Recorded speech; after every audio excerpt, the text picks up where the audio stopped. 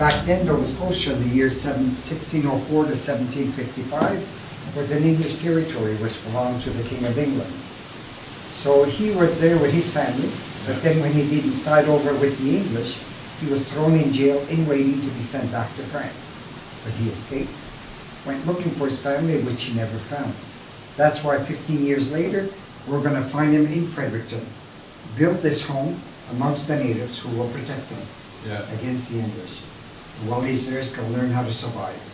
Because this is all he has. He lost everything. Yeah. So you're going to start fishing for the fish in the river, hunting for all the meat and wild games that you have in the bush.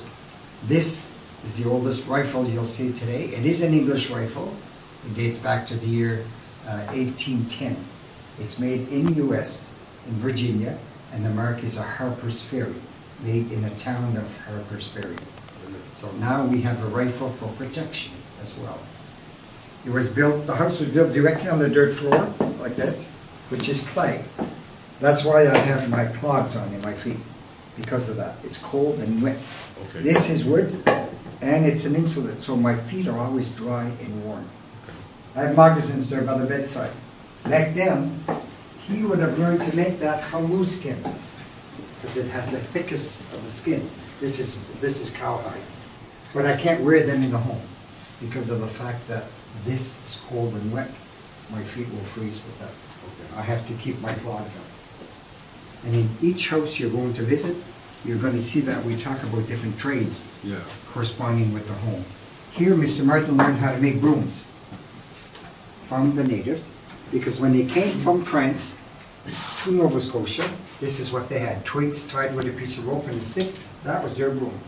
But now with the natives, he's going to learn to make one of these. A piece of white birch like this. You're going to sit down on the workhorse, press down on the front pedal. It keeps your stock in place, and your hands are free to work with. You're going to start with a knife, just a piece of file that we turn into a knife with a piece of stick. Yeah. And then we're going to start the broom. The first part is we take the measure of the knife, we remove the bark, and we start peeling down this way. This will act as your stopper, because when you first get the strands that are going to hang on, it's going to go like this. This will stop it from going further down. You're going to peel all the way around until there's nothing left to what we call there the heart of the wood. Okay. Then we're going to remove that piece. We don't need it anymore. Take all these strands, bring them forward, tie them down, and now we're ready for part two. This is about an hour to an hour and a half with the knife. Part two is just as easy, but a little longer, because you're going to take two measures, remove the bark, and peel upwards like this. What you're going to do is fatten it up, give it some volume. Mm-hmm. But here in between, as you can see, we have one here, almost ready to go. We're starting to reduce here the wood. That's where your handle comes into play. You'll let your knife aside, take the axe, chop away all the extra wood equal to this. Then you're going to take the draw knife up top, finish the handle, cut it nice and square, and finally you have a broom for the floor for the lady of the house. And that should last her between 2 to 3 years. La maison date de 1794, mais moi je l'interprète 1852. C'était une maison qui était près de Fredericton, le long de la rivière Saint-Jean, une place qui s'appelait Mazerolles Settlement. Ils ont déménagé la maison pièce par pièce ici. Puis ils l'ont reconstruite telle qu'on méritait. Cette maison ici, elle a été construite à l'époque à la hache. Vous pouvez voir tous les âges de la hache qui a passé là. Oui. Puis à cette époque-là, en 1800, il vivait ici 5 adultes, puis 8 enfants.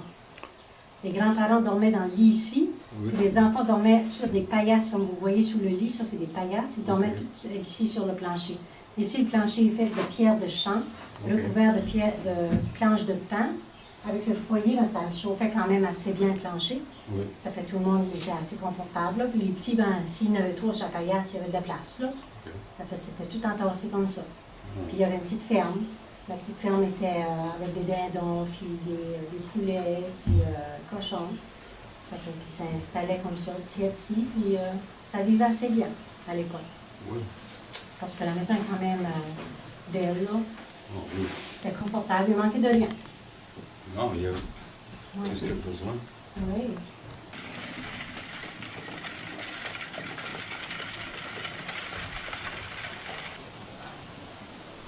Si vous êtes dans l'entrepôt-de-pêche de la compagnie Passe-Pébiac en 1765, faire l'exportation de la morue salée séchée. 90 ans à peu près après, ils ont vu que ça marchait bien leur affaire, et qu'ils ont pu aller plus gros, plus loin. Ils ont venu s'installer à Caraquette, Neguac et Grande-Rivière. Le bâtiment vous êtes présentement à l'intérieur de date des années 1855 était situé à Caraquette. La morue qui était amenée ici était empaquetée dans les boucaux comme qui est juste là. On va placer 448 livres de morue salée séchée à l'intérieur et ensuite on va le presser avec l'aide du presse-morue qui est juste par-dessus. Le presse-morue a pour cause majoritaire d'enlever l'air de notre boucau. Comme ça, notre morue peut être gardée plus longtemps. Parce qu'une morue salée séchée est bonne pour à peu près 6 à 7 mois. Mais si on veut faire l'exportation en Europe, c'est pas assez long. Donc, si on peut enlever l'air de notre boucau, notre morue, on dit qu'elle est bonne pour 2 ans. Fait que là, on peut vraiment faire l'exportation sans avoir peur que, rendu à moitié chemin, elle est plus bonne.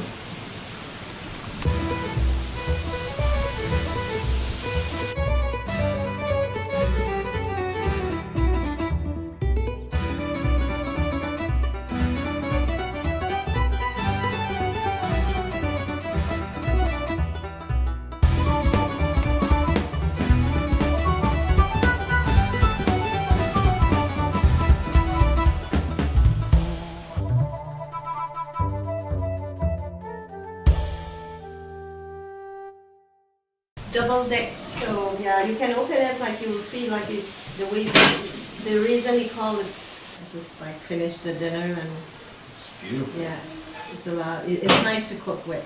Close that one before the other one. Oh. Moi,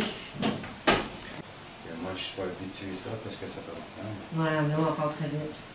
La feuille d'eau, ça ici c'est avec la feuille de cornelier stolonifère. Mauve, rouge, bleu, c'est des couleurs jaune. La navette au travers la chaîne, je vais serrer comme ça. Quand je suis un peu ici, là, pour continuer, je vais dérouler la chaîne puis je vais enrouler l'étoffe en dessous. Quand on a terminé, ben, on enlève l'étoffe du savon, puis l'étoffe, il y a des hommes chaque bord qui vont brasser avec des bâtons de bois. Fait que ça va fouler l'étoffe, ça va resserrer les mailles, on va perdre ça dans la largeur. Okay. Puis on va coudre 2 laisses côte à côte pour faire les couvertures. Puis on peut tailler des vêtements. Comme ici, j'ai un frac. Ça, c'est taillé dans l'étoffe de mouton noir, puis c'est cousu à la main. De la même façon, on fait des jupes, des pantalons, des casquettes.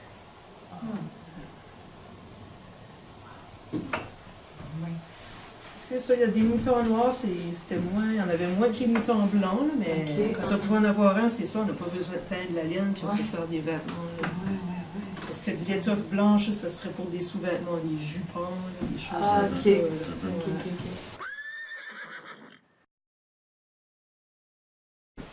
He was not making shoes, he was just repairing the shoes. And he was from Nigawac, about an hour from here. Okay. And his name was Willie Doucette. And he was living in his back store over there. Just a bed and a table. He was alone, so that's why. Yeah. Yeah. Germany, eh? Yeah. Wow. Came a long way. They put paraffin in there, and then they light it up, and heated the needle that's here. Needle here. And the thread was going down there, and there's some wax on the thread. So when it's warm, when it's hot there, turn this and it goes through the heel. Oh, wow. Yeah. Yeah. Goes all through the shoes. So neat. Le fer blanc, c'était les choses de cuisine surtout. Tu vois, il y avait des chandeliers, il y avait de toutes sortes de choses, les plans. Il y avait les plieuses ici. Parce qu'il faut que tu aies les joints. Fait, pour faire les tasses, prendre les joints des tasses comme ici. Après, il y a tous les instruments pour couper. Ici, c'est pour plier. plier des bouts.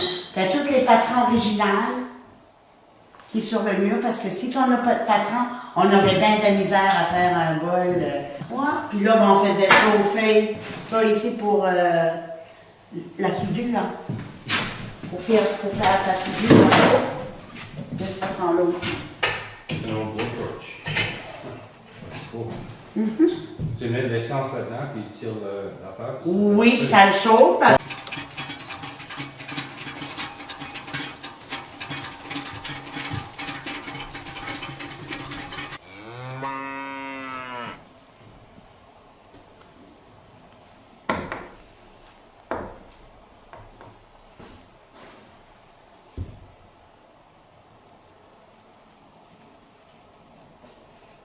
On a le plan de l'architecte. On va avec le plan, puis on sait que de ce côté-là, où ce que t'es, la petite galerie, si tu regardes dehors, là, il y a une galerie qui a été ajoutée avec une porte à l'entrée privée. Ça devient le bureau du sénateur. Puis ça, c'était en 1928 que ça s'avait fait.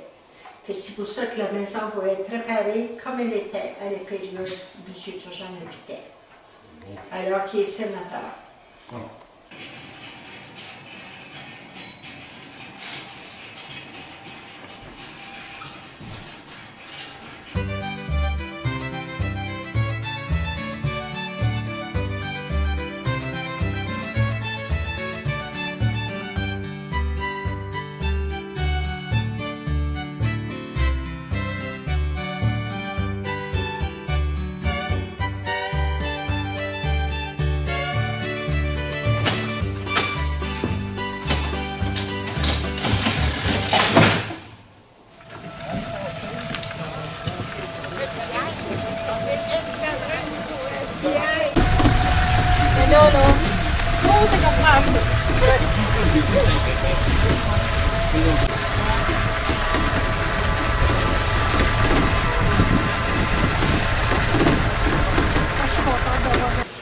Ah, c'est ça.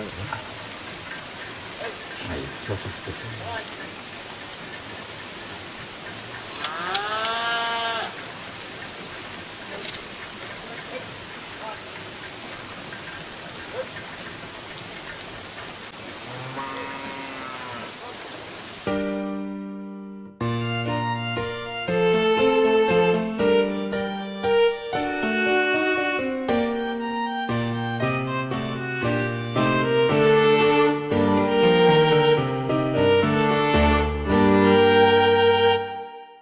Ça, ben là, il pouvait l'apporter sur l'autre ici, là, qui coupait les bouts. On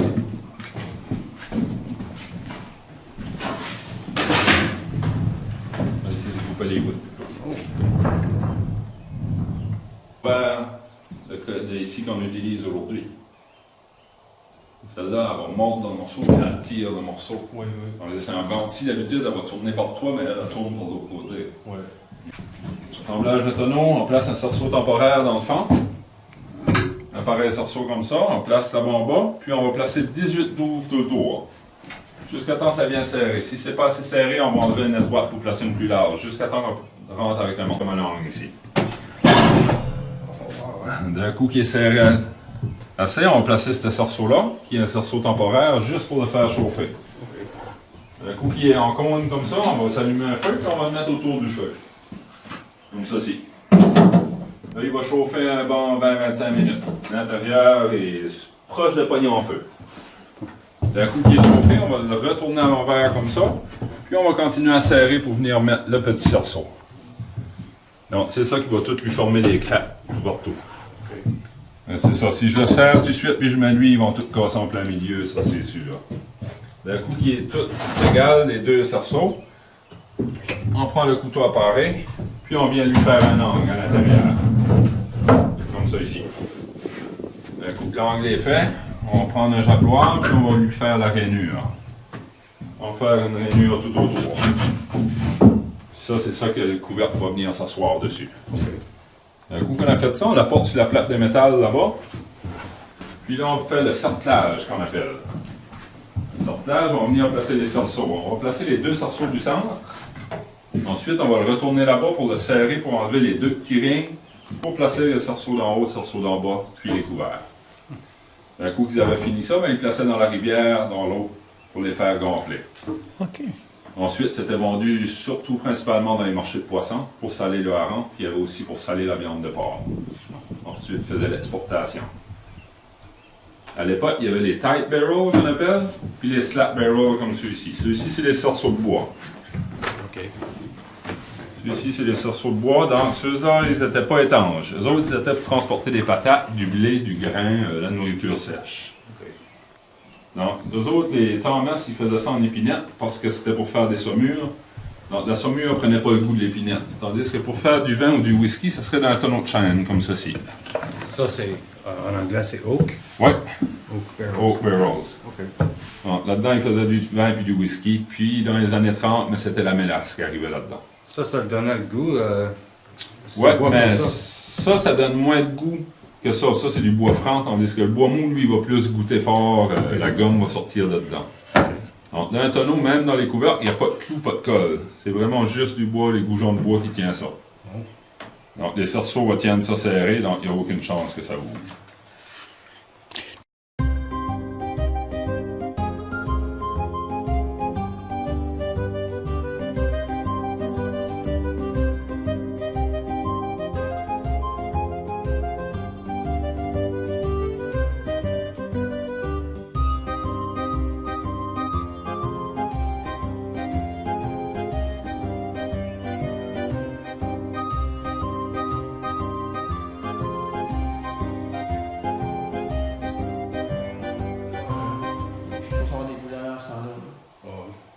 C'est ça, ils disent on est de la vieille mécanique.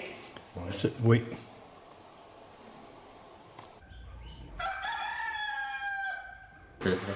Puis en 1949, il l'a installé comme qu'elle est aujourd'hui.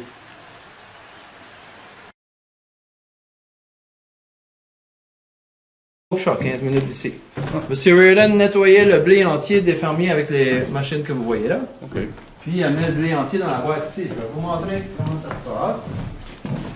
Vous avez raté nos représentations en encore demain. Là. On a 11h30, 1h30, 2h30, 3h30, 4h30. On va partir la machine avec la force de l'eau. On va faire rentrer un baril d'eau à la seconde au sous-sol. Ça va pousser sur notre turbine qui développe 35 chevaux. Tout est branché ensemble avec des abracams et des courroies. Le blé entier est déposé ici. Ça va agir comme un entonnoir. J'ai une porte à l'arrière. Tout va écouler au sous-sol par gravité, dans les chutes de bois. Puis là, nos petits codets vont pelleter là-dedans. On va remonter le produit. Rendu en haut, ça bascule, ça va tomber pour le premier moulin qui est là. Les moulins, eux autres, ils ont des rouleaux en métal qui vont moudre le blé entier. C'est vraiment avancé pour 1895. Oui. Ouais. Après ça, ben, ça va pogner un autre convoyeur, puis ça va y aller au tamiseur en haut. Les convoyeurs sont là pour changer le produit d'une machine à l'autre.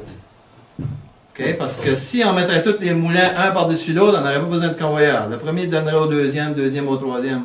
Mais vu qu'on est sur deux planchers, on a besoin des convoyeurs pour amener le produit d'une machine à l'autre. C'est tant de farine. Il y avait tout ça plugué sur les mêmes turbines dans la rivière à Pour-Chat. 140 chevaux de puissance qu'il y avait. Enfin, on ne sait pas comment est-ce qu'ils pouvaient s'organiser pour tout faire marcher ça. Je sais bien que ça ne marchait pas tout en même temps. Comme là, ça va s'en aller dans la boîte ici. Pour que le sang, qui est coquille extérieure, va s'en aller sur les bords. Ça va faire 9 tours dans 5 minutes, dans 5 secondes. Puis la farine va passer en travers. Là, tu as deux produits différents qui s'en vont au sous-sol de nouveau. On va emprunter deux autres convoyeurs pour revenir parce que ça ne peut pas sauter, ne peut pas monter. La farine est jetée dans le cylindre qui est fait en screen. Le balai qui est fait en crin de cheval va balayer la farine qui sort, puis elle va tomber dans le convoyeur, puis ça va dans le sac automatique. On ne touchera pas à rien à part que mettre le blé entier dans la boîte en bas.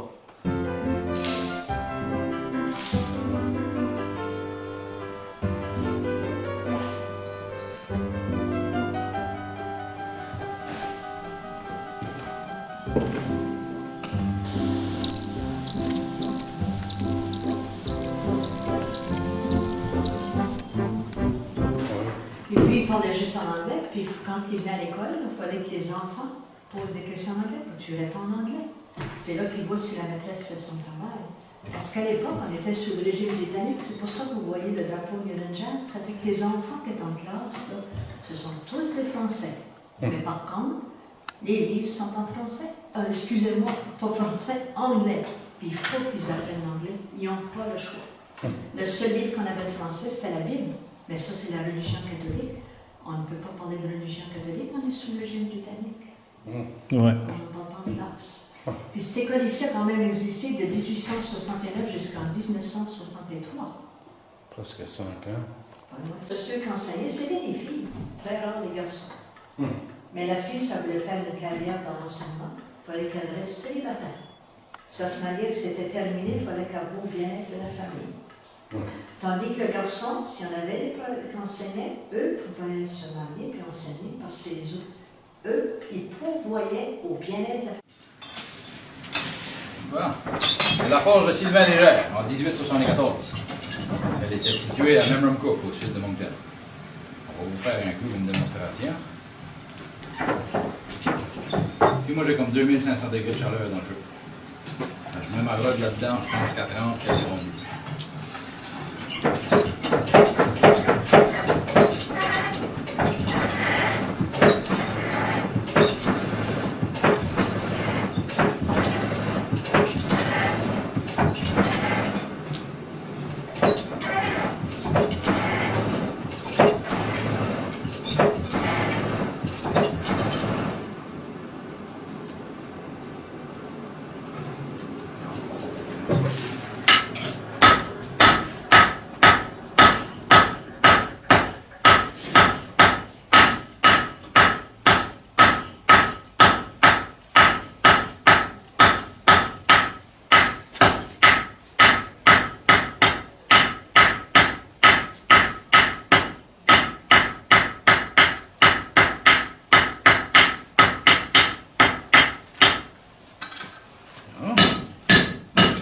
Dans la première chaleur, on forme le clou qu'on le coupe. Dans la deuxième, on fait la tête. Parce que là, j'ai trop perdu de chaleur pour faire la tête.